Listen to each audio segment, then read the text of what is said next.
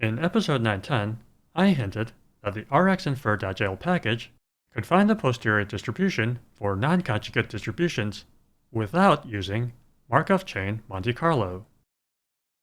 At the time, I didn't know how this was done. But now I know that one way that rxinfer can perform this magic is by using variational inference. What's variational inference? Well, let's find out.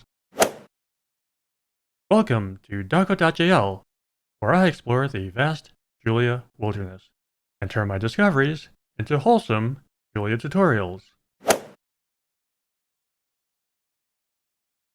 Variational inference, or VI, has been used in many fields to solve real problems. For example, VI has been used for computational biology, computer vision and robotics, computational neuroscience, natural language processing and speech recognition, and many other fields. VI comes from the world of machine learning, but it's found its way into the world of Bayesian statistics. VI is an alternative approach to Markov chain Monte Carlo, or MCMC, when it comes to approximating the posterior distribution.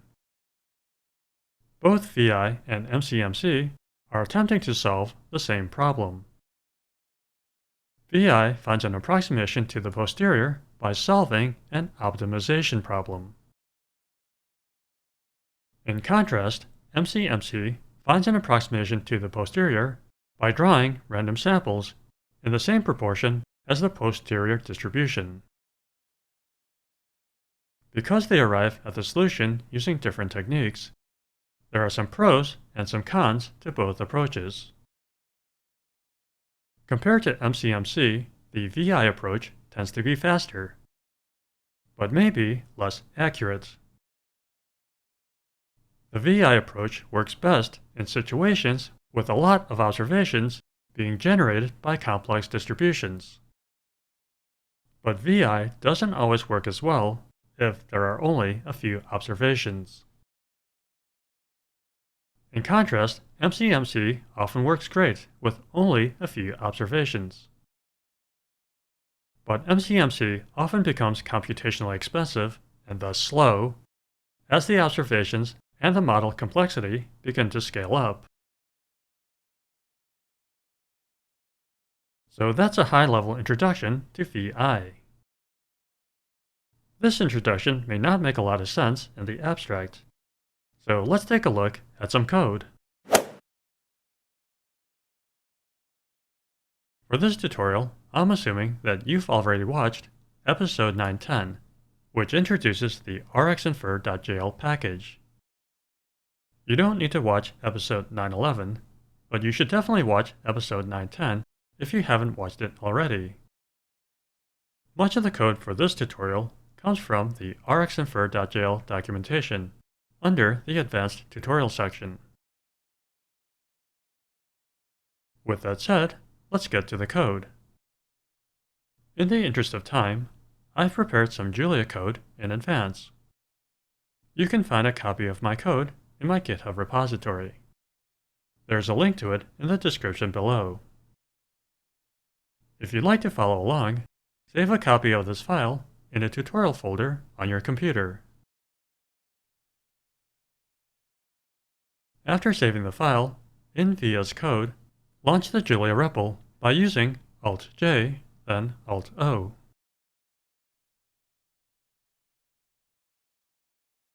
Change the present working directory to your tutorial directory. Enter the package manager by using the closing square bracket. Activate the tutorial directory. Add the following packages: rxinfer and statsplots. Exit the package manager by hitting backspace.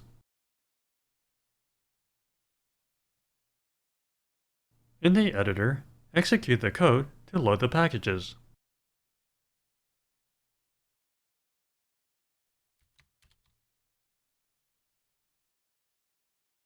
For this tutorial, I'm using a random seed, so I can reproduce my results.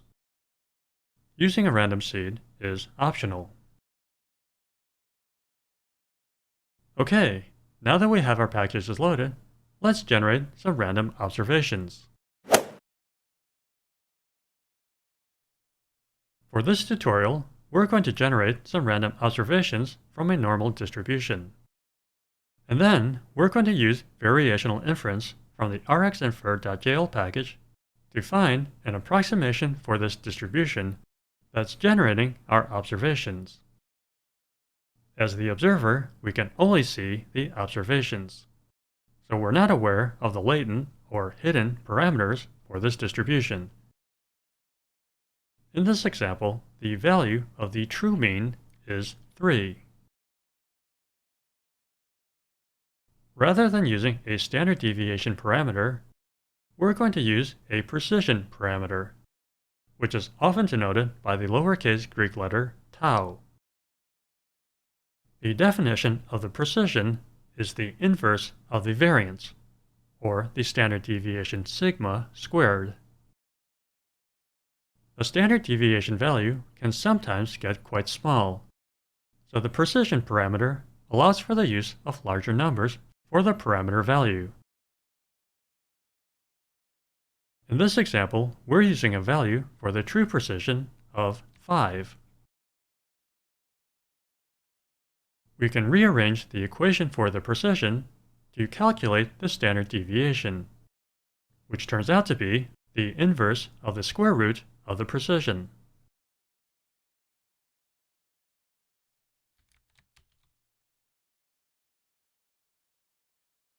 Now, we can plug in the values for the mean and the standard deviation into a normal distribution.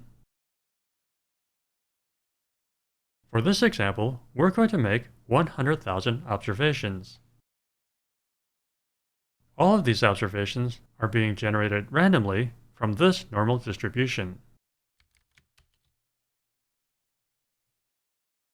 The result is a vector with 100,000 elements. Again, as the observer, we have access only to these observations, so we're not aware of the underlying distribution that's generating these observations. Even though we don't know the true distribution, we can plot a histogram of these observations.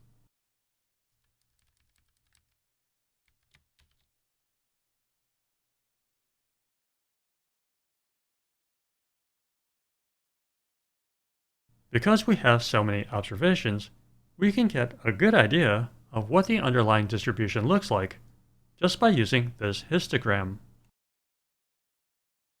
But a histogram and an underlying distribution are not the same things. So let's take a look at how rxinfer.jl tackles this problem. The first thing we need to do is to define a Bayesian model.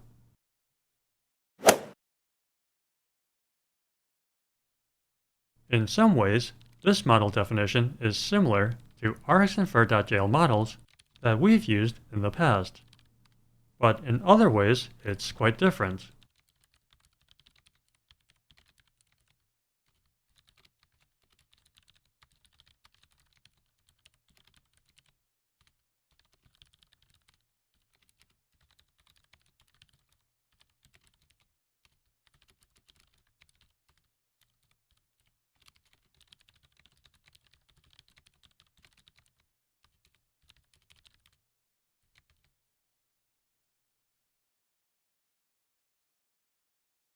In this model, there are prior beliefs for the mean parameter mu and the precision parameter tau. The values of the mean parameters are being randomly drawn from a distribution called normal mean precision, which is a distribution that is not supported by the distributions.jl package. The normal mean precision distribution is from the rxinfer.jl ecosystem. It's the same thing as a normal distribution, but the parameters are the mean and the precision, as opposed to the mean and the standard deviation.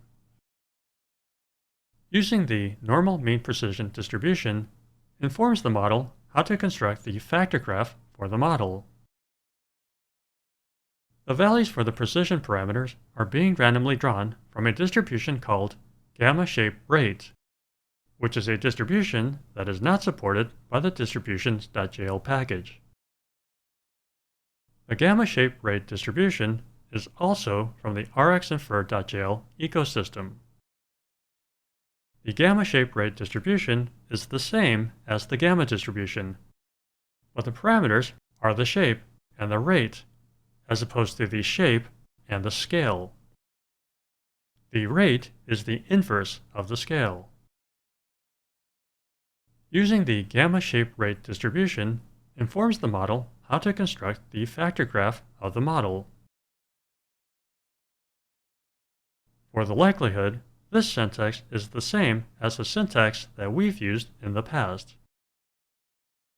We establish a data variable for the observations y, and then we set up a for loop to fill a vector of distributions.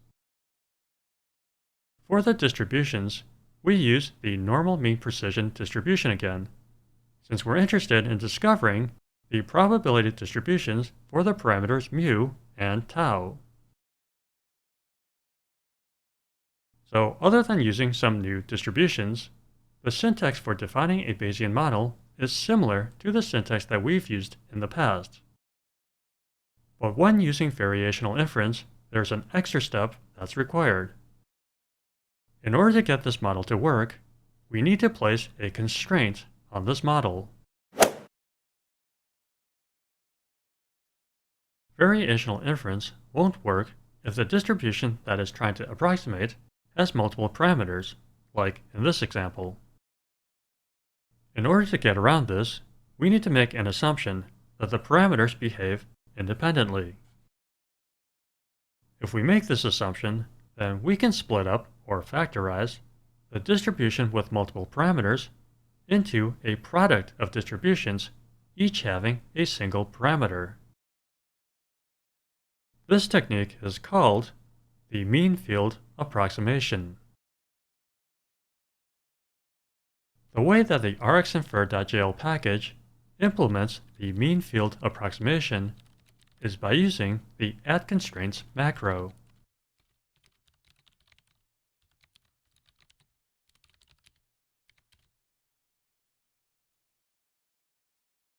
By convention, the true posterior distribution is denoted by the uppercase letter P, and the approximation to the true posterior distribution is denoted by the uppercase letter Q.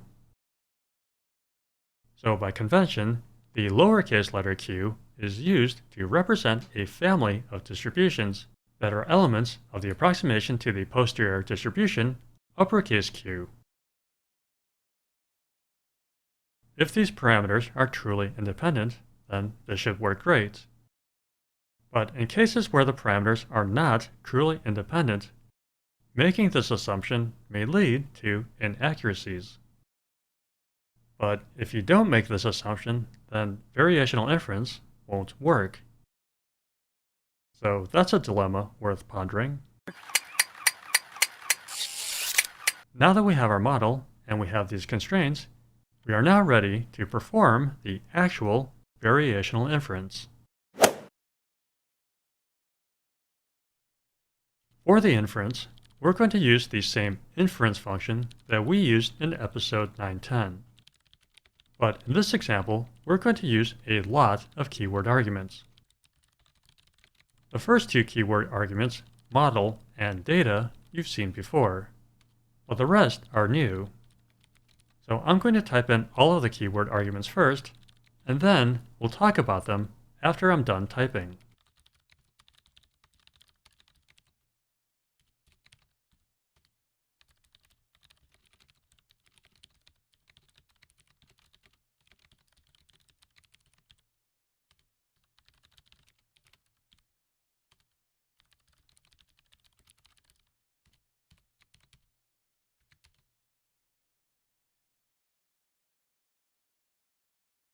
Model is the Bayesian model that we defined using the @model macro.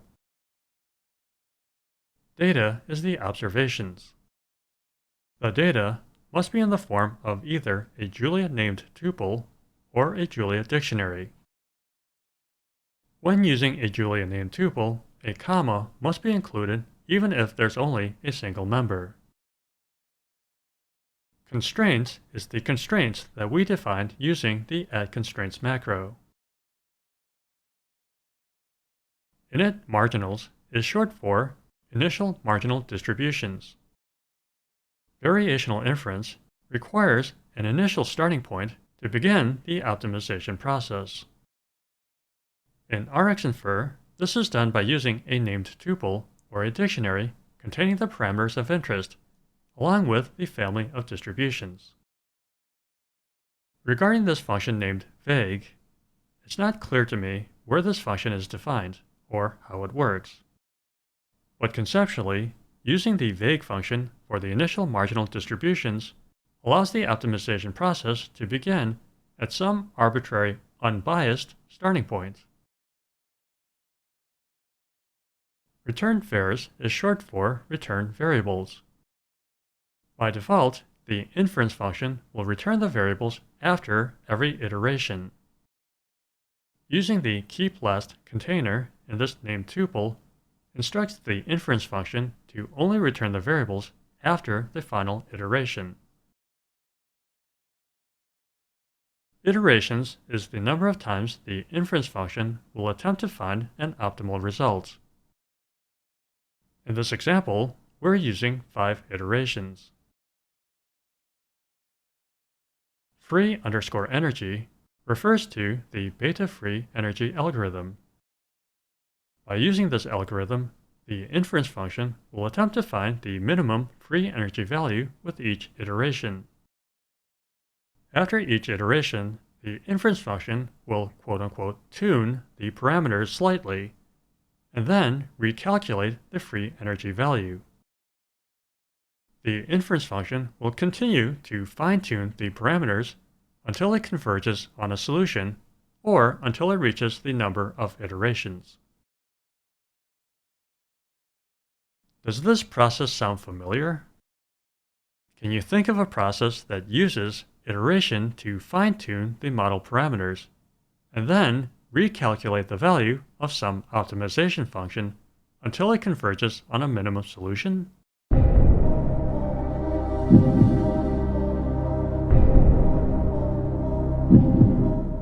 That sounds a lot like machine learning, right?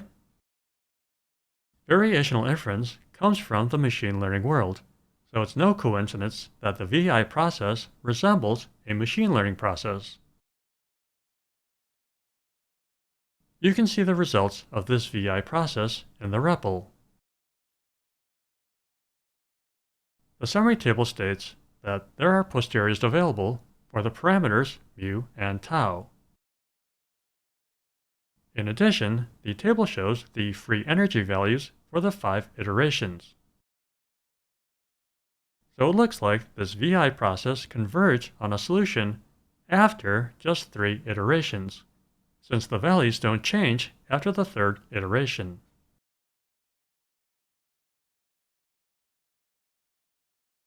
Now let's see how good this solution is by checking some values for the mean and the standard deviation.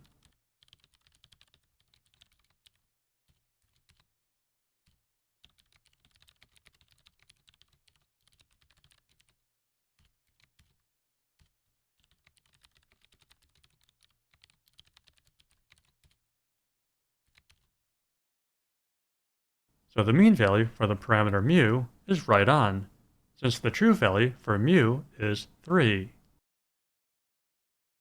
The standard deviation is low, which is a good sign. Now let's check the value for the parameter tau.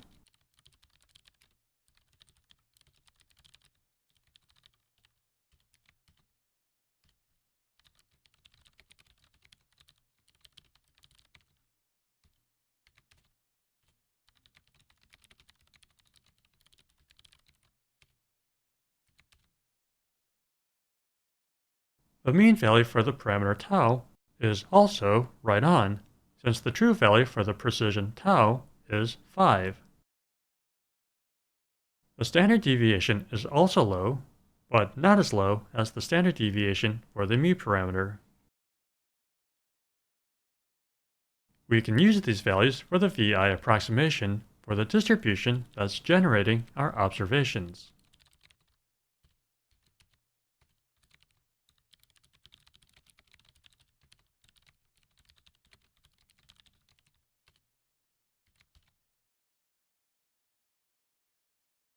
Okay, we now have everything that we need for some visualizations.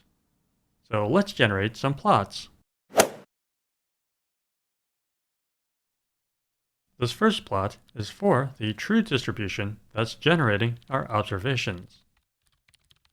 Remember that this distribution is unknown to us since it's unobserved.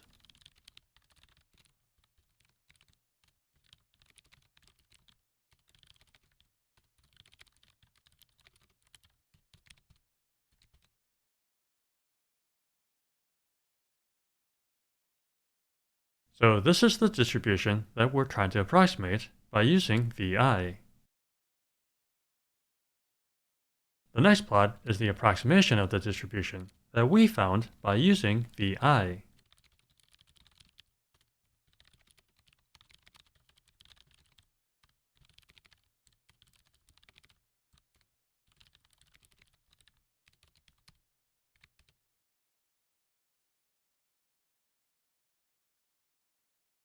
So this VI approximation is essentially the same as the true distribution.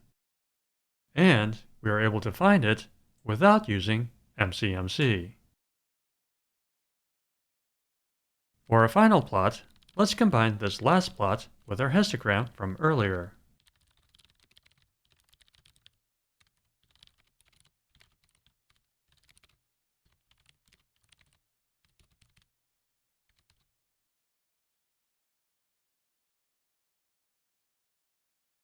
So this combined plot highlights some of the concepts that we discussed earlier in the session that introduced variational inference.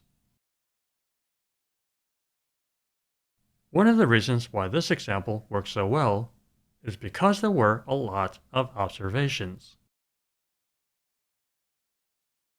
If the same example is run using a small number of observations, the result will not be as good.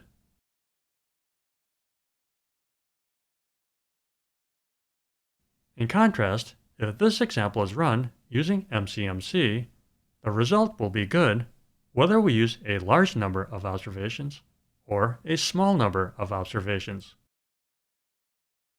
But the downside is that using MCMC will generally be slower than using VI.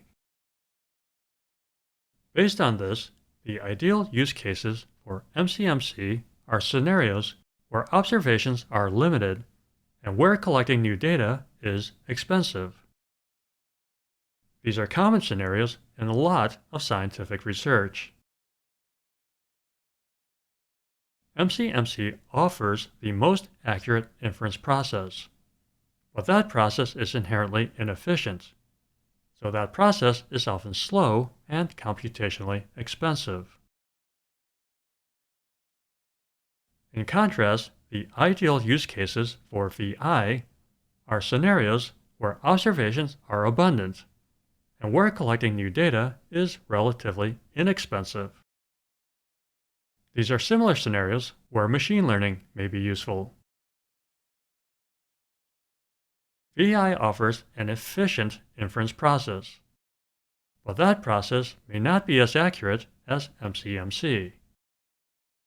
But in many real-world cases, that accuracy may be good enough for practical applications. So today, researchers must weigh these pros and cons when deciding which approach to use for their projects. Research in Bayesian inference techniques is ongoing, so the race is on to find a generalized Bayesian inference process that is both accurate and efficient. And who knows, perhaps one of you watching this video will be the one to crack the code. If you made it this far, Congratulations! If you enjoyed this video and you feel like you learned something new, then please consider liking, commenting, sharing, and subscribing. If you'd like to support the educational work that I'm doing, then please consider using the Super Thanks button. For ongoing support, please consider joining and becoming a channel member. Channel members get ad-free, early access to all of my new videos. Thanks for watching, and good luck on your Julia journey!